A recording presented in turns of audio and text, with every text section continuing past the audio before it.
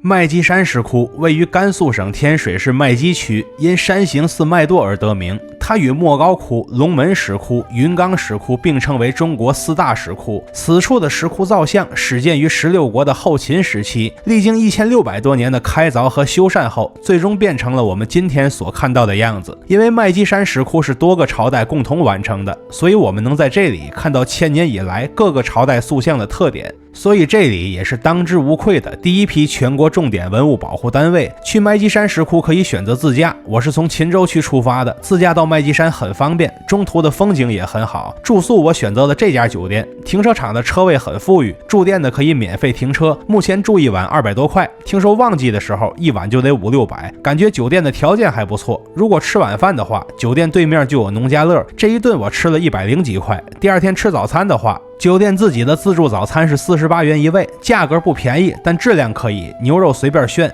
去之前记得把票买好，我买的是95元的档位，80元门票加15元观光车，坐观光车可以节省一部分脚力。他们这个票的订单很难找，得去退票菜单里找买票的订单并调取二维码。如果去特窟参观，那是另外的价钱，我给各位拍下来了。你对哪个特窟印象最深刻呢？欢迎评论区留言，以造福后边的观众。票订好之后，我开车来到麦积山景区，这边的停车场车位还算比较富裕，具体的停车价目表我没找到，反正它确实是收费的，收多少钱忘了。从停车场出来就是第一道入口，直接刷票进。同时在入口附近可以关注一下麦积山石窟的营业时间，然后奔向观光车通道，准备排队上车。没买观光车票的就走另一侧的步行通道。坐观光车下车之后的地方是可以雇佣导游的地方，价格我拍下来了，但导游是有固定路线的，为了参观更自由，我压根就没找导游，你们看着斟酌。再往上爬是生活区，这边会售卖很多吃的喝的，价格我拍下来了，感觉还挺平价的。沿着山路再往前爬，终于能远远看到挂到悬崖峭壁上的石窟区了。上去之前记得先看景区导览图，这个是比较细致的。此时的山下有很多劝顾客上香的人，一看就很虔诚。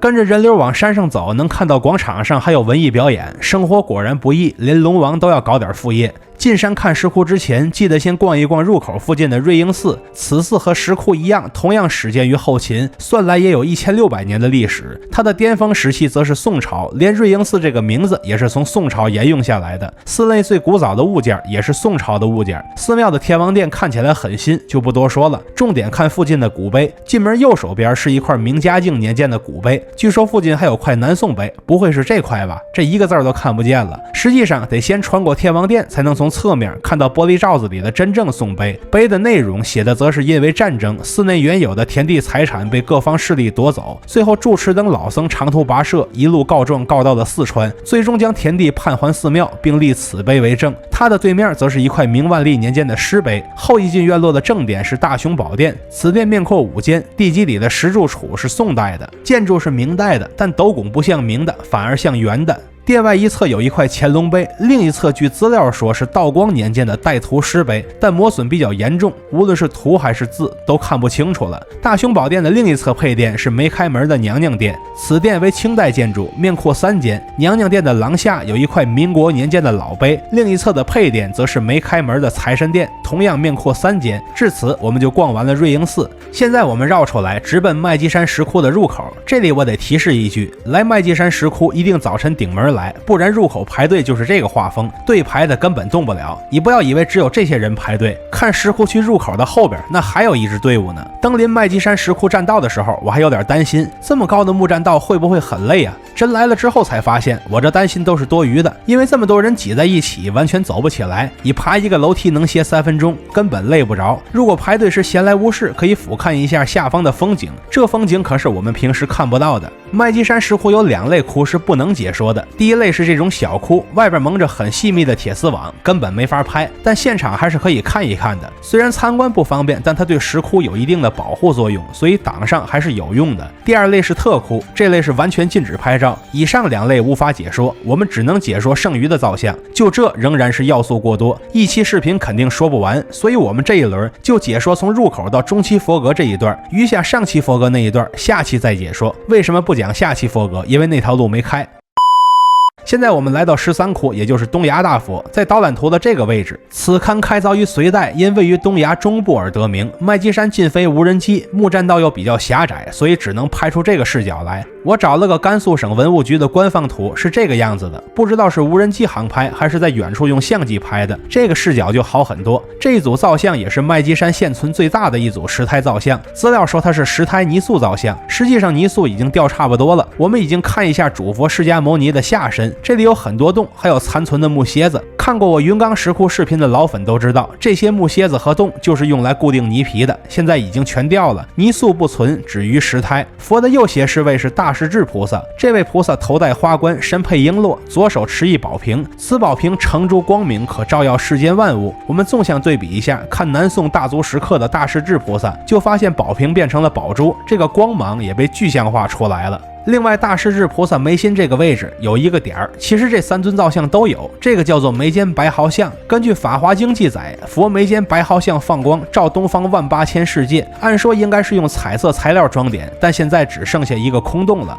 佛的左胁侍卫则是观音菩萨，装束与大势至菩萨相似，皆有花冠璎珞，故不再赘述。毕竟这个视角也只能解说这么多了。下一个观察重点则是第9号窟中期佛阁，它位于导览图的这个位置，它的出口外边还有一块小黑碑，恍惚看着是崇祯年间的，但刻的什么看不清楚了。而中期佛阁本身则开凿于北周时期，就是那个灭过佛的北周。这个洞窟在麦积山石窟的3个七佛阁里属于是中段的位置，而且一共有7个马蹄形圆拱落地佛龛，每龛各供一佛，故此得名。关于中期佛阁的资料我查遍全网，是又没书又没论文又没有导游解说，连解析它的博主都没有。没办法，我只能硬着头皮，全靠自己的经验来解说，创作实在不易，先求个3连吧。我们先看最靠近入口的一窟，它的实际编号为9-7。先看壁画，虽然门口的牌子说这边的壁画为明清补绘，但明清壁画多为工笔，且一般保存比较完好。但这个窟的壁画太模糊了，线条又抽象，实在看不出明清壁画应有的样子。然后我们来看主佛的衣服，北周佛像的主流是身穿通肩袈裟，但这尊主佛的衣服覆盖了双肩，且没有 U 型纹，完全不像通肩袈裟，腰带那么小，也不像是包衣博带，推测为双领下垂式袈裟，就是比通肩袈裟多垂了一些。后面6窟的主佛也是这身。另外，主佛的眼睛是向下看的，在我这个位置看不出来，如果是跪拜就能体会到佛的慈祥注视了。先看左胁侍卫的造像，头上无罗髻不似佛，无花冠不似菩萨，更不像是弟子。一开始我以为是女侍童或供养人，但仔细看右胁侍卫的造像，头上有宝冠残片，胸上有残存璎珞，可推测这2尊胁侍造像就是菩萨，只不过头上的冠掉了。然后我们来到左起第2窟，这边的主佛盘着双腿，双手平放于腿上，一掌置于另一掌之上，2拇指相接，属于是典型的家夫坐姿。主佛头顶的壁画虽然褪色了，但仍然能认出迦楼罗的轮廓。说来奇怪，这个北周的迦楼罗壁画和莫高窟的西魏迦楼罗壁画一点都不像，反而和云冈石窟的北魏迦楼罗挺像的。所谓迦楼罗，便是常说的佛爷头上金翅鸟，食量极大，据说每天要吃500多条龙，后被佛祖收为护法。然后看胁侍卫的造像，这尊现存的造像有头冠，且带有璎珞，明显是一尊菩萨。主佛右胁侍卫的造像没了，如果有的话，当然也是一尊菩萨。下面我们来到左起第3窟，此窟顶部壁画均已破损，中间的主佛头胸都有大片黑色痕迹，当初肯定不会是这个样子，推测是这尊佛像工艺不同，加了宝相庄严的装饰，如今年头多了，装饰都已经掉了，所以才变成了这样。主佛左胁侍卫的造像花冠璎珞俱全，推测为菩萨，右胁侍卫的造像已经不在了，应该和左胁侍卫的造像是同款。然后我们来到左起第4窟，也就是正中央的这一窟，主佛自然是释迦牟尼，而主佛的头顶则是我们刚才见过的迦楼罗。左胁侍卫是弟子迦摄，他在释迦牟尼10大弟子中年龄最大，所以是一个老者形象。右胁侍卫弟子阿难，这是年轻人的形象，据说他非常博闻强志，有过目不忘的本事。然后我们看主佛背后的壁画，这基本上都是工笔画，而且相对比较完好，这应该是门口牌子上说的明清壁画。这个莲花上的小胖孩推测为化生童子，是往生极乐者的幼年形态。而侧上方的双头童子便是杂宝藏经中所提到的供命鸟，此神鸟2头一体，一荣俱荣，一死俱死。侧下方的这一堆字推测为乾隆年间的供养人名单。然后我们来到左起第5窟，谢天谢地啊，这个顶部的壁画还算完好，我们不难认出这中间的小黑球是摩尼珠，外边一圈是火焰纹背光，下边是莲花底座，外侧则是云纹，合并到一起视为火焰摩尼宝珠，属于是佛窟华盖上的常见装饰。然后我们来看主佛的手，其右手手指均已断裂，烈，无法确定手势，只能猜测是无畏音。左右两侧的斜视造像，仔细看头上有花冠，胸上有璎珞，推测皆为菩萨像。然后我们来到第6窟，中间佛的身上也有黑印，左右两侧斜视造像，同样推测为菩萨。头顶同样有迦楼罗，具体原因前面讲过了，此处不再赘述。说点不一样的，我们仔细看后面的壁画，这些壁画非常工笔，且保存较为完好的，很像是明清画风。看这一刊的侧后方，除了乾隆年间的供养人名单之外，还有一个叫景堂的人所题的一首诗，